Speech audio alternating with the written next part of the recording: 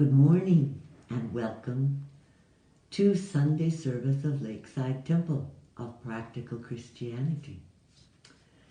Remember ye not the former things, neither consider the things of old.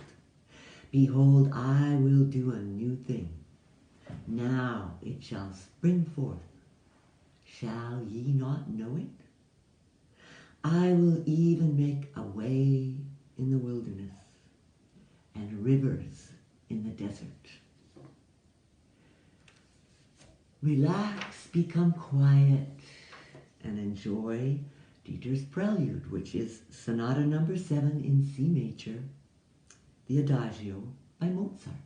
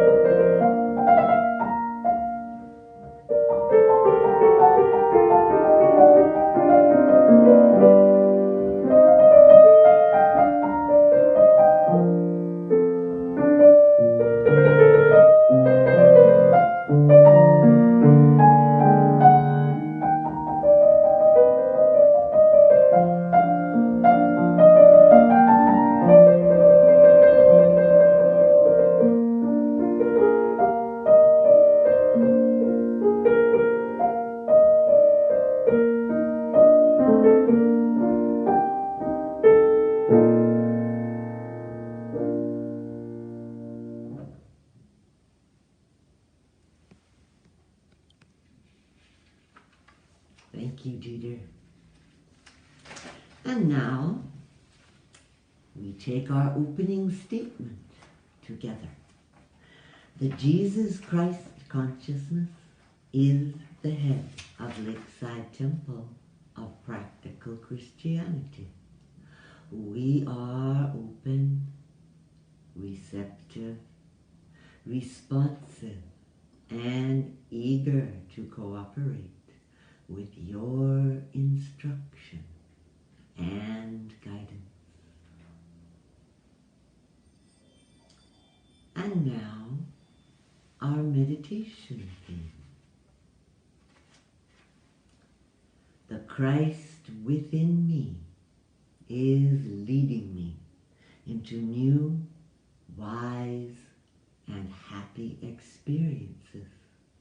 Each day, I am more aware of this guiding, sustaining presence. Let us take this thought into the silence with us.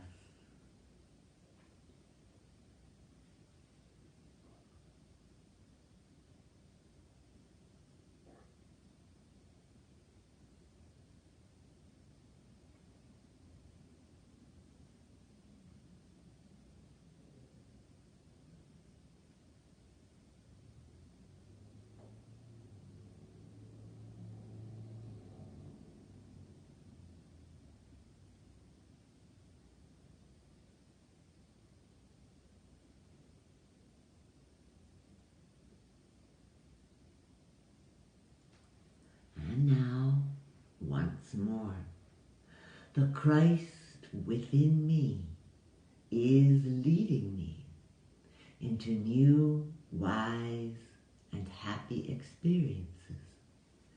Each day, I am more aware of this guiding, sustaining presence. And now our invocation. My consciousness is a center of divine operation.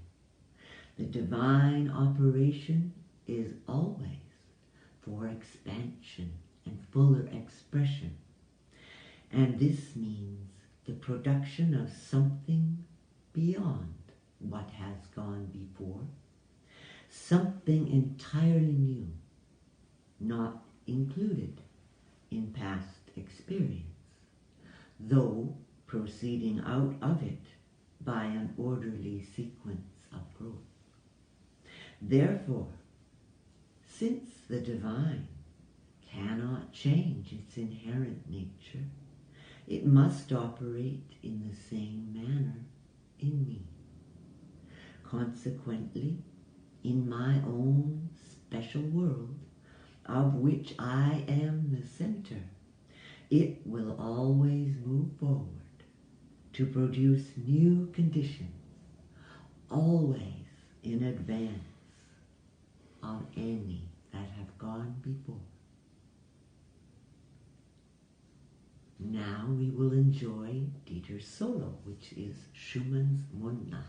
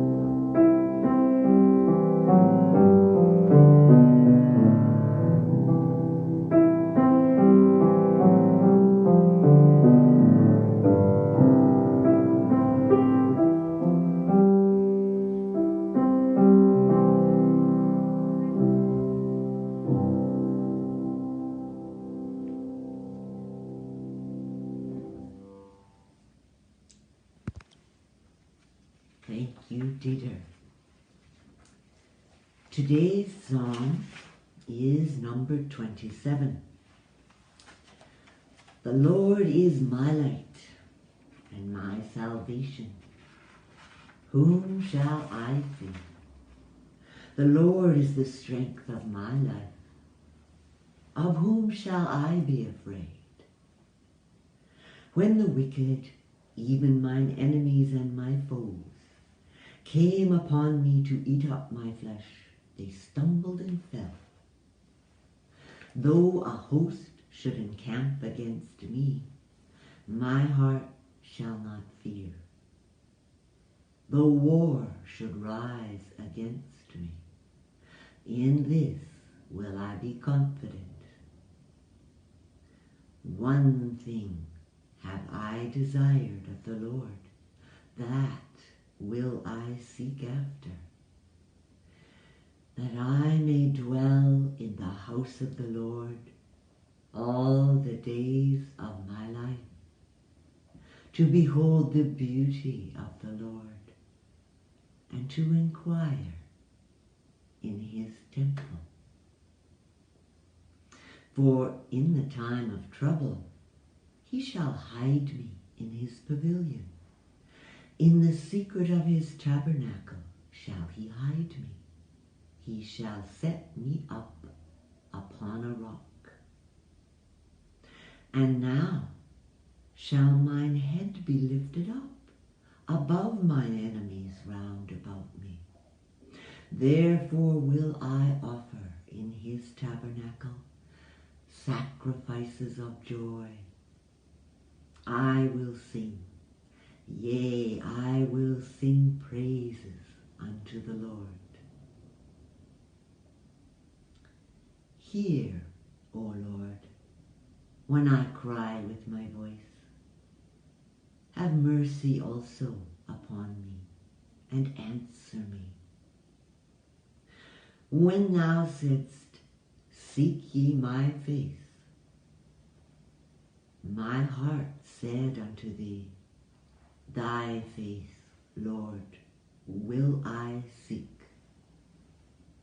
When my father and my mother forsake me, then the Lord will take me up. Teach me thy way, O Lord, and lead me in a plain path, because of mine enemies. I had fainted, unless I had believed to see the goodness of the Lord in the land of the living. Wait on the Lord. Be of good courage, and he shall strengthen thine heart. Wait, I say, on the Lord.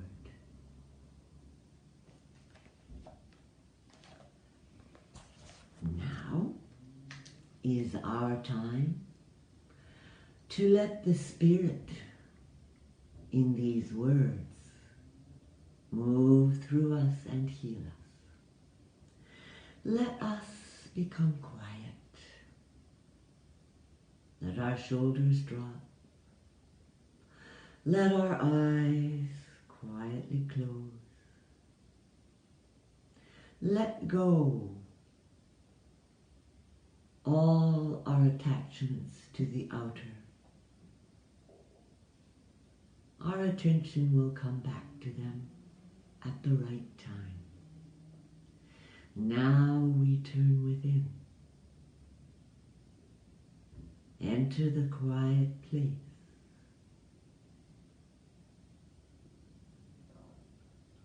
Open to Christ indwelling.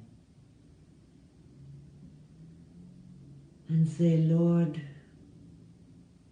help me learn all the way through what is mine to learn today to help me become my real self. Psalm 27 is intended to help us journey to our goal in perfect safety.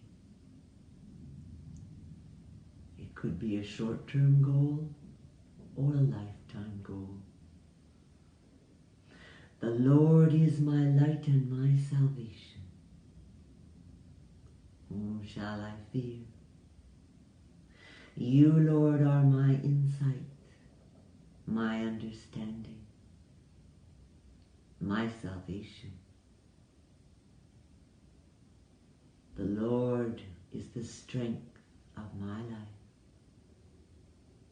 Of whom shall I be afraid? I don't rely on personal strength, mine or others. I relax now into God's strength. Though an host should encamp against me, my heart shall not fear. Though war should arise against me, in this will I be confident. In the presence of Christ indwelling, I feel perfect peace and love. There is no room for fear. One thing have I desired of the Lord, that will I seek after, that I may dwell in the house of the Lord all the days of my life, to behold the beauty of the Lord and to inquire in his temple. I choose to be at home, consciously in the presence of the Most High, all my days, to behold the beauty of the Lord in everyone, in everything, and to learn. I will sing praises unto the Lord. Thy face, Lord, will I seek. I look away from trouble and look to you. When my father and my mother forsake me, then the Lord will take me up. You are the one unchanging good. Teach me thy way, O Lord, and lead me in a plain path because of mine enemies, my doubts and fears, leading me to see trouble all around. I trust in you, I look to you. And the situations untangle themselves.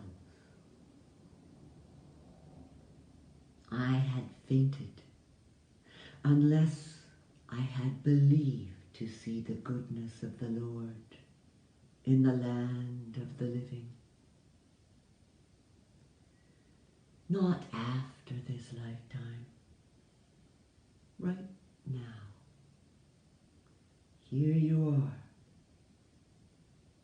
closer than breathing. Wait on the Lord. Be of good courage, and he shall strengthen thine heart. Wait, I say, on the Lord. Let us be at home in the presence for this next holy minute.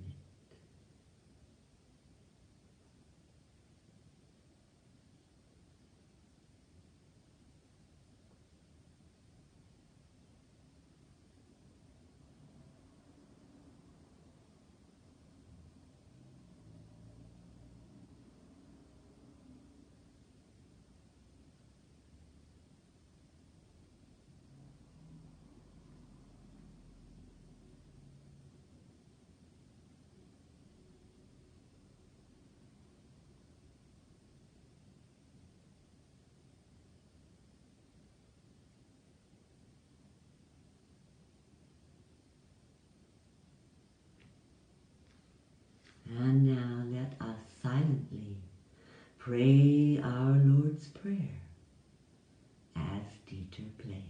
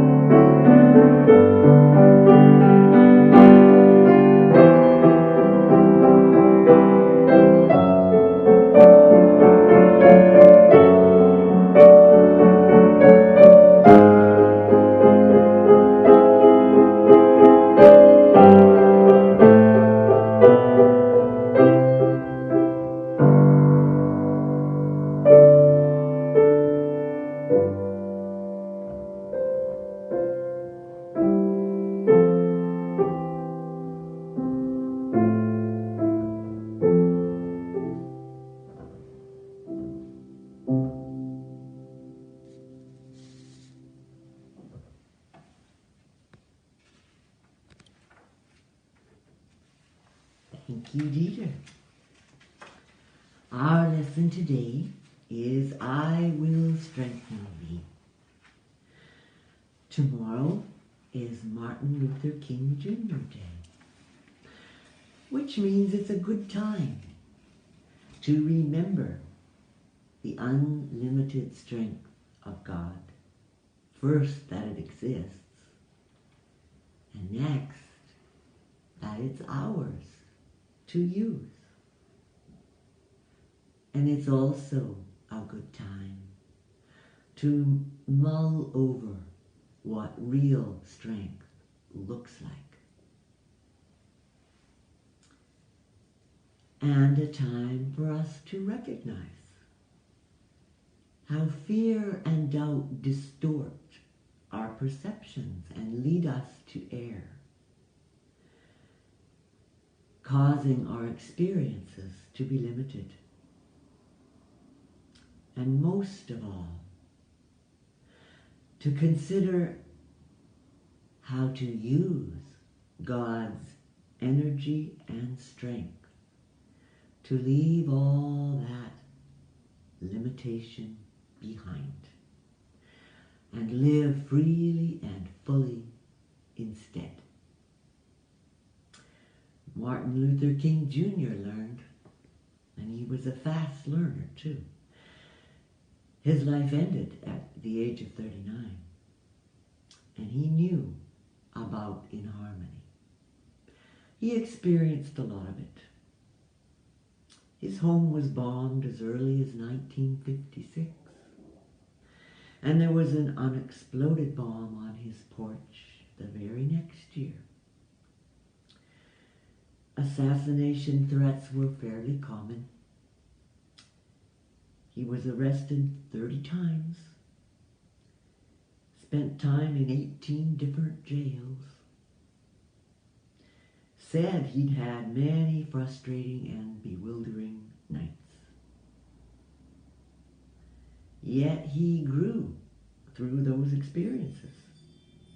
He learned to know that he was anchored in the strength of God.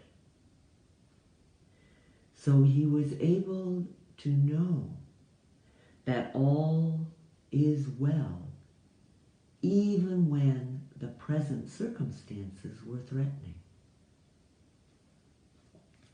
He was the son of a Baptist pastor, and when he was young, he felt that Jesus' teachings about loving your enemies and turning the other cheek could work at the one-on-one level. He could see that pushier ways led to detours and sidetracks of pride and hurt feelings and even violence. And we've seen this in our own experience. Using peace and divine love do work when we've got a one-on-one in harmony. But here is the easiest way I know to deal with this. In your daily prayer time, just get yourself centered, peaceful in the presence, and bring in the thought of the person you're having issues with. Then you say to Christ indwelling and to this person, all the good I choose for myself, I choose for you. Don't worry. You don't have to mean it at first. Just say it daily for 2 weeks. And by then, you will mean it. And you will find the situation has shifted somehow. Either the person is no longer in your daily experience, or the person just doesn't bother you anymore, can't get to you anymore. You're stronger. Divine love and non-resistance are also most helpful in our own consciousness when we are oppressed by our habit thoughts, fears, resentments, anger. We don't want to ignore our own inharmonious attitudes. We don't want to try to push them away or down somewhere. It doesn't really work. Yet we don't want to berate ourselves for them either. We just want to outgrow them. So, we have a process for this too. It involves always being gentle with ourselves, loving with ourselves. That's how we would like others to treat us. So surely we can treat ourselves the same way. And we do our easy best to consistently observe, just observe our own attitudes and reactions. And when one of them that you really had enough of, don't like, comes up, change your thought. Put your attention on God. Take it right off that attitude. And change your thought. Usually change your thought 180 degrees. It's sort of like a pendulum. It works best if you sort of completely reverse it. Every time, just do it in thought. And change will come. First within you, and then in your outer circumstances. You will be stronger. Once we've tried it, we know divine love heals all things on the level of individuals. Just letting divine love flow from one person to another helps our world. More interpersonal harmony, just more divine love in the world. At first, Dr. King thought there was no way divine love and non-resistance could affect institutionalized inharmony like segregation. I've had similar thoughts about sort of systemic things that I don't like, say corporate policies, the ever-increasing pay gap between the highest and lowest paid employees of a given giant corporation, for example. Still, why do we think divine love won't work on systemic inharmony? Maybe it's because when it's big, systemic, it just seems too huge. It's faceless. Illogical, may even feel malevolent. And it seems to be everywhere. It's hard to believe when inharmony seems to be everywhere that good is present, that God is present. Yet, God is. All you need is love is actually true when we're talking divine love. It seems weak in the face of corporate or national policies, yet it works. King studied Gandhi's life and philosophy starting in 1948 when he was 19 years old. And about 10 years later, he went to India and he met followers of Gandhi and saw them addressing inharmony without anger. He changed his opinion. He became famous, well, for many reasons, but among them, for using Gandhi's methods of nonviolent protest to effect broader change.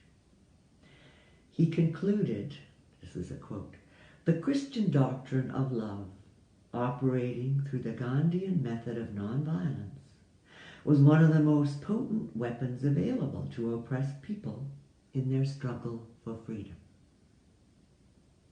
He never wavered. Violence was not the path.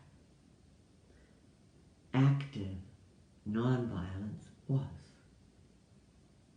He was very confident in God's strength.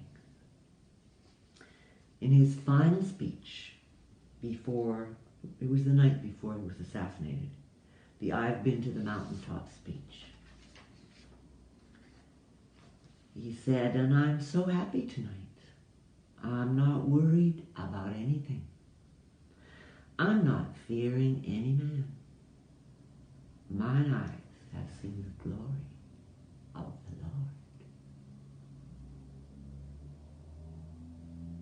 Now our Psalm 27 shows us the steps in learning what he learned so he could say that truthfully. So let's just roll through it.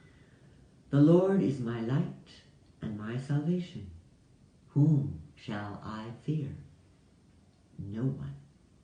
God the good is all there is. The Lord is the strength of my life.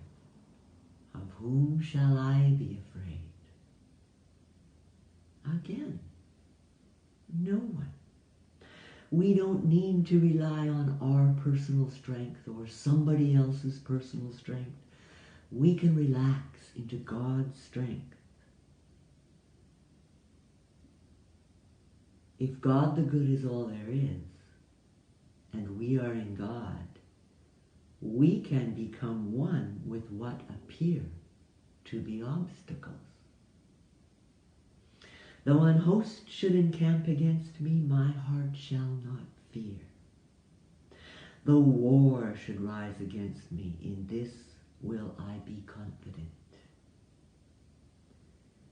Sometimes a host of doubts and suspicions and fears just seem to pop up out of nowhere, and we have an internal war. However, as we take our attention off all this and just look to Christ indwelling, we find we're centered in peace and love once more. When we are consciously in the presence of Christ indwelling, there's no room for anything not in harmony with the Christ consciousness. All we have to do is turn within.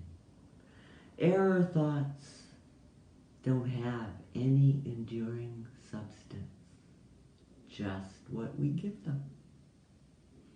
When we put our attention on God instead and let divine light and love and peace fill us, it's like turning on the light in a dark room. The shadows vanish.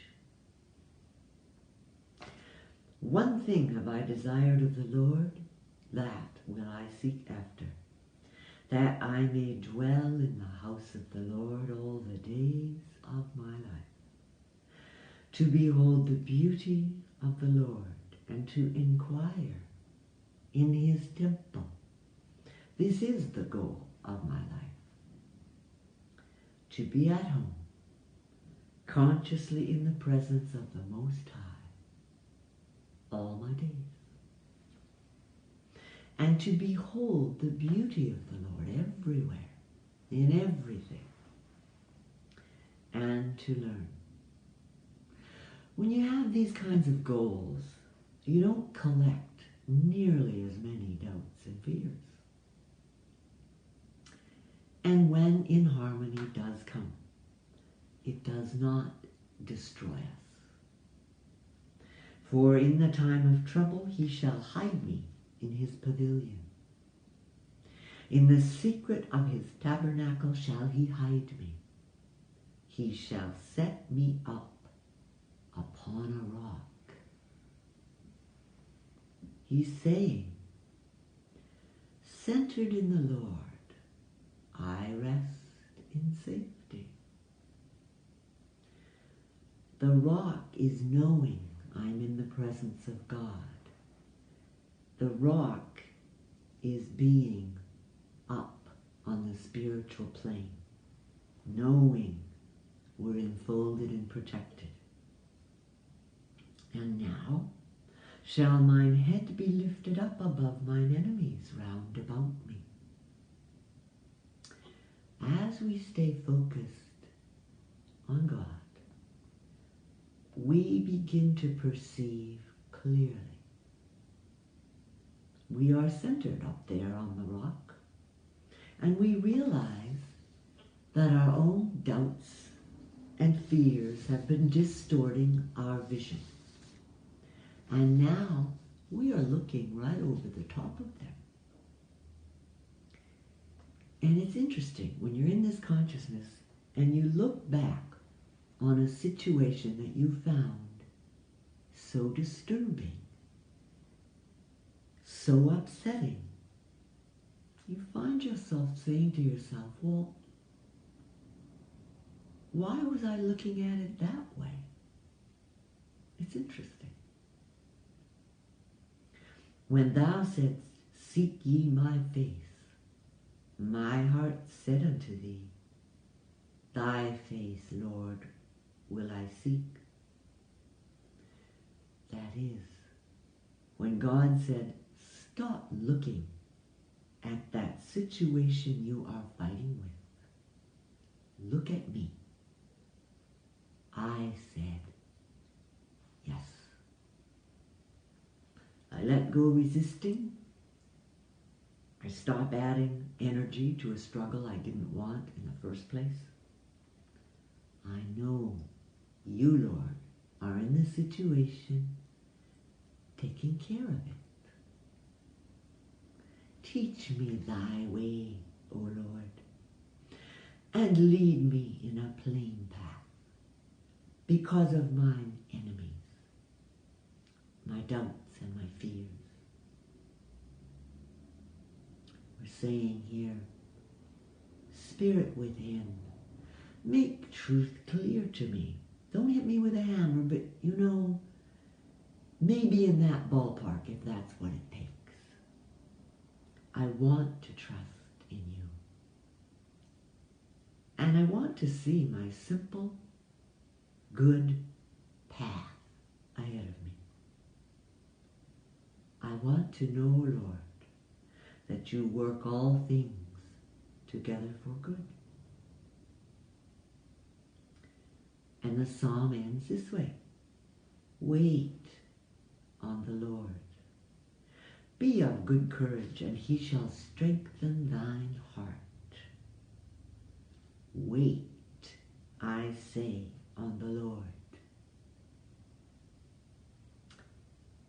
Enter a higher consciousness and wait. This is easier to do when we're in the habit of a daily meditation, because a lot of us are doers. And we do not really want, because it doesn't help, to go down to the level where the trouble arose and jump in and try to duke it out or fix it. We read that little part of the psalm again. Wait on the Lord, be of good courage, and he shall strengthen thine heart. You notice, it doesn't say, he shall strengthen thy will. It says, he shall strengthen thine heart. It's important. When some well-meaning person says, be strong, be tough, we automatically tense up. We think, we summon our will. We think we need to push, do more than we normally can. Our personal self, our personal will, it gives its all, teeth clenched, and we actually just get in our own way. It's actually impossible to force or push ourselves to grow any faster than we're ready to, or to be more spiritual than we're ready to be. We have to let our real self come forth. We don't want the crisis kind of strength. We want the kind of strength that builds up good in ourselves and in all. Not the kind that intimidates or dominates, even with good intentions. We want God's kind of strength. Think of strength the way it's described in the 91st Psalm. For he shall give his angels charge over thee, to keep thee in all thy ways. They shall bear thee up in their hands, lest thou dash thy foot against a stone. We want effective, gentle strength. As Isaiah said, in returning and rest shall ye be saved. In quietness and in confidence shall be your strength. So let us now become quiet. Exhale fully. Breathe in peace. Exhale fully. Turn our attention within. Lord, help me realize this strength that you already are within me. Help me accept it. My soul melteth for heaviness. Strengthen thou me according to thy word.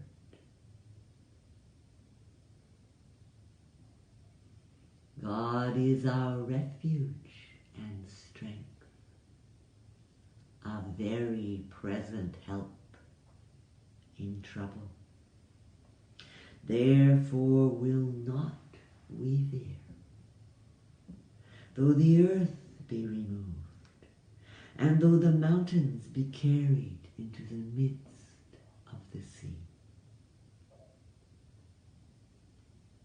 You are in the earth, the sea, every change, and us.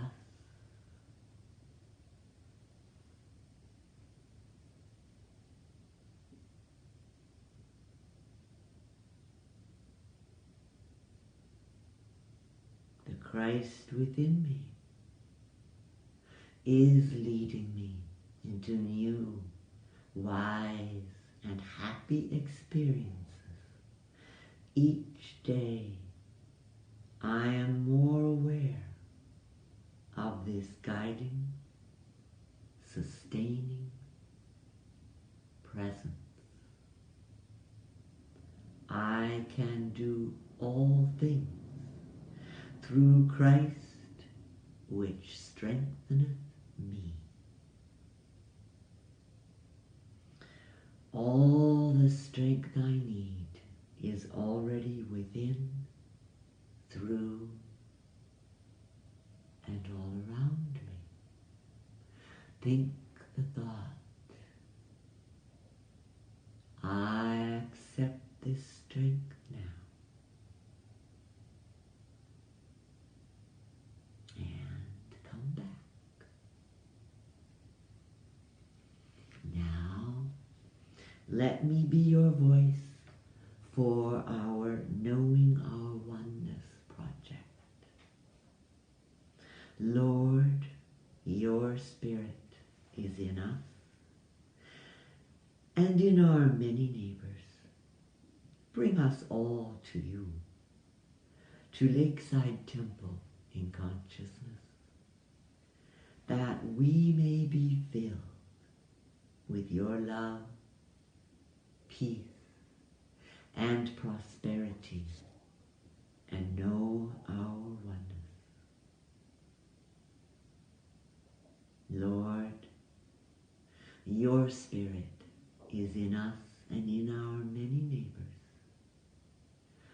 Bring us all to you, to Lakeside Temple in consciousness, that we may be filled with your love, peace, and prosperity, and know our oneness. Lord, your Spirit is in us and in our many neighbors.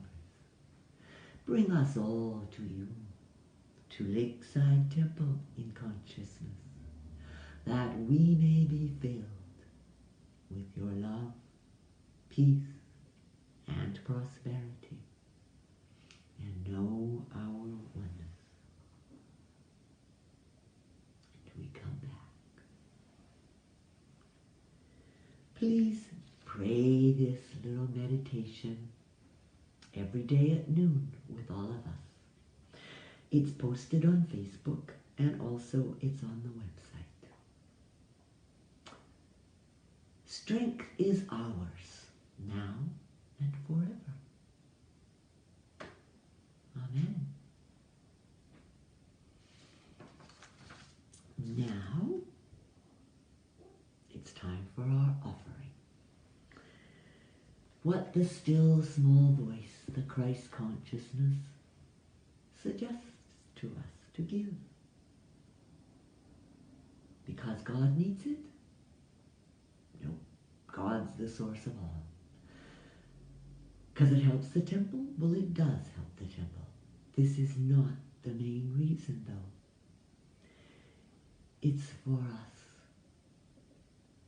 It's for our own growth and joy and prosperity.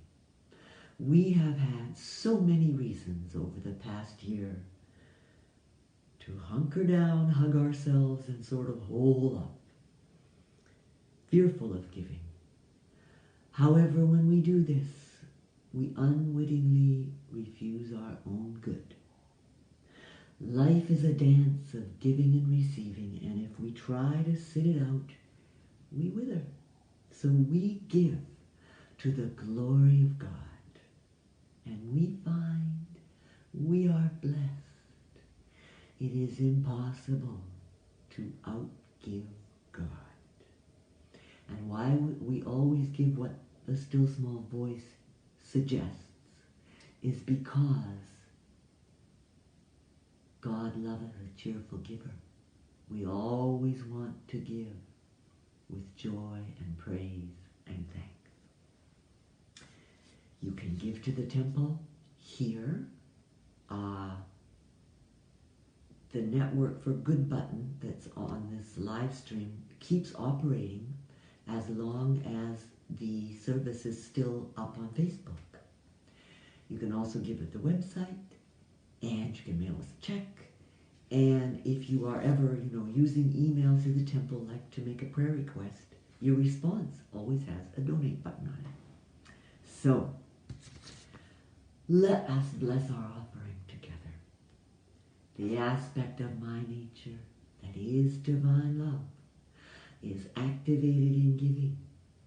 It blesses and multiplies my offering to this Christ ministry. And all who receive its ministry are blessed, illumined, healed, and prospered.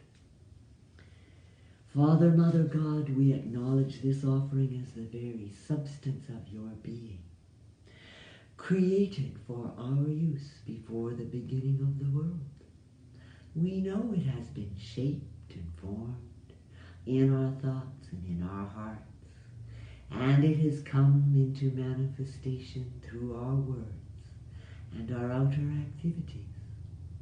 Now it enters this, your ministry, with your blessing upon it, and it moves in and through this ministry to establish the consciousness of your presence, the consciousness of your kingdom in the consciousness of earth.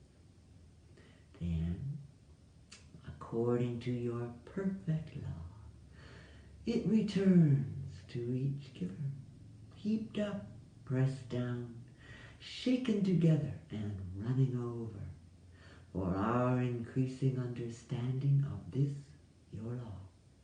We do give thanks. Amen. And now, our benediction.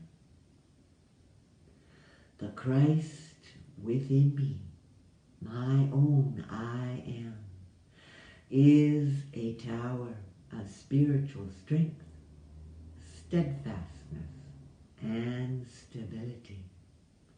The light of God surrounds me.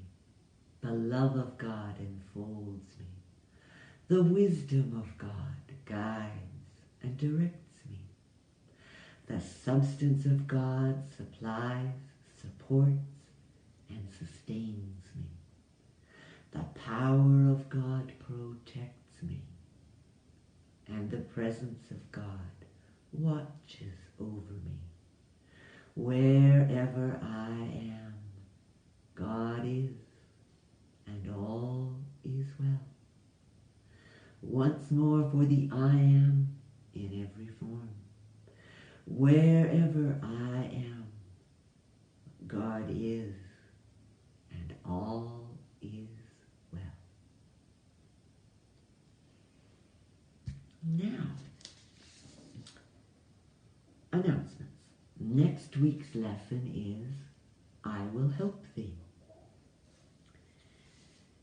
And, as always, we want the temple's peace and love, which is really the peace, love, strength, all the aspects of the Christ consciousness, to touch as many people as possible, so that their own consciousness will recognize these same aspects already within them. So please share our posts and clips and services so that others, your friends, can see them. Now, I say thank you for being here. Have a wonderful week. I want to announce, because I've got to hear what Peter's going to play for the postlude. It is Mozart, yay! Sonata number 1 in C, Andante. And I hope that you enjoy, after that, your 5 minutes of greeting time.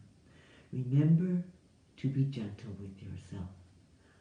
God bless you each one. Goodbye for now.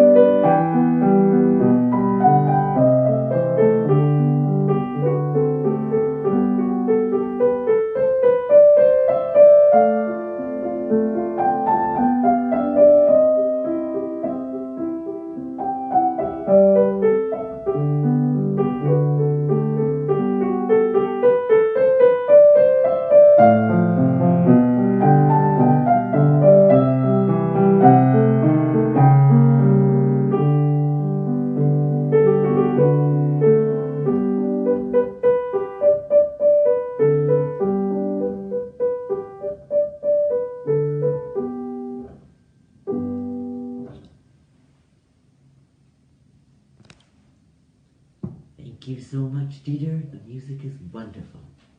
And enjoy your reading time.